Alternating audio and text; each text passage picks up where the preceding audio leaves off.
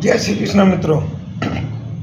आज हम बात करेंगे अचानक धन प्राप्ति की योग। जन्म पत्री में जब लाभेश 11 भाव का मालिक गोचर में और द्वितीय भाव का मालिक केंद्र स्थान में आ जाते हैं, यहाँ पे और उन्हीं की साथ में लाभेश की और संपत्ति भाव द्वितीय भाव की मालिक की दशा अंतर दशा में कम्बिनेशन हो जाता है, तो व्यक्ति को करोड़ों रुपए की संपत्ति, अरबों रुपए की संपत्ति, शेयर मार्केट में लाभ, जुए सट्टे से लाभ या कहीं से भी अचानक धन प्राप्ति होता है।